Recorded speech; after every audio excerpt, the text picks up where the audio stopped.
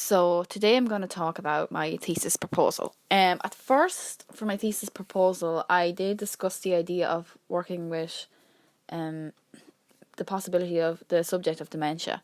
However, I think now with the situation with COVID-19, I think that's probably an impossible task because, I couldn't do no field study or anything of that sort. So I decided to do something a bit more online based and how I could gather my research online, and so it would be safer for everyone involved.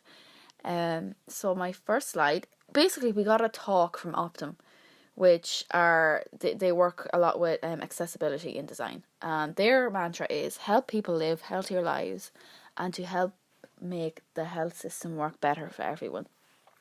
So in their chat, or in their talk, I should say, they had a lot of slides about, people who are visually impaired and how they use like vital websites like the HSE and certain things like booking flights and stuff, which are a necessity for everybody. So I looked into that and I was thinking, okay, that's actually quite interesting. Never thought about it before. Thought it was quite interesting. So then I was thinking I might stick with that subject. And then I was thinking about social media and people who are visually impaired. Because, social media is like such a common thing these days. So I was thinking obviously people who are visually impaired obviously use it too. And I found this tweet from Rob Long. It says, "I'm a blind Twitter user. There are a lot of us out there. Increase your ability to reach us and help us interact with your pictures. It's really simple and makes a huge difference to our Twitter experience, allowing us to see your images our way. Thanks for the description."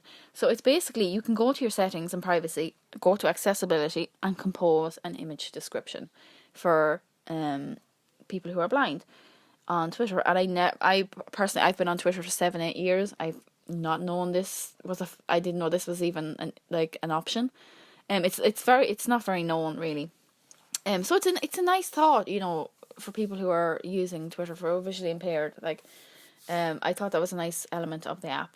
And then I was thinking, what other apps do something similar? Because these are probably the most popular apps here. Twitter. I put LinkedIn because I think LinkedIn is almost a necessity for some people. In terms of getting a job and stuff and putting yourself out there.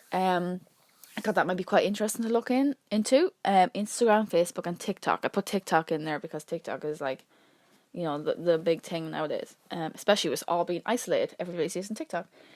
But for some reason I was drawn to dating apps because I chose Tinder because I thought Tinder is something, I don't know. I think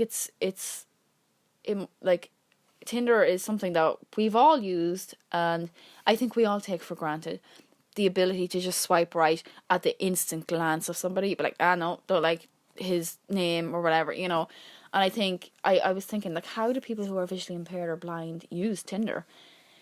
And Tinder is mostly user generated content. So, I think the first thing that came up in my head originally with Tinder was the safety issue for the visually impaired people using Tinder. It's, to keep themselves safe, they need to be aware of the red flags in people's profiles, which are largely comprised of visual images that do not have alt text and therefore need assistance, which they can only get at the expense of their privacy. So, the red flags that you or I would see, any able-bodied people would see, are something they don't see. And alt text, for example, is something that Tinder doesn't use. It's a word or phrase that can be inserted as an attribute in an HTML document to tell website viewers the nature of or contents of an image. So if that was in Tinder, they could have a better understanding of what they're looking at. Tinder have not implemented any changes to their application to meet the needs of people who are visually impaired to improve their online dating experience. In order to get an idea of what a person looks like, their hobbies and interests, and their location, the user has to rely on a friend or family member to describe the person, basically. This is a girl I found on YouTube. Her name is Molly Burke. She's no relation. She has said she said her Tinder experience has been actually very good. She's met some lovely lads on Tinder, which is very odd. But in her video, she says that she mentions how she would ask her mother numerous times what people, their photos look like and their interests and stuff. And I was thinking, like, is there no audio like option on Tinder? And I don't think there is. Now, I have used Tinder in the past, admittedly, but there is no like, there's no inclusive quality element there, like, for these people. And I was thinking, like, that's not right, and it's something that needs to change. So my problem statement, I believe that altering and adjusting certain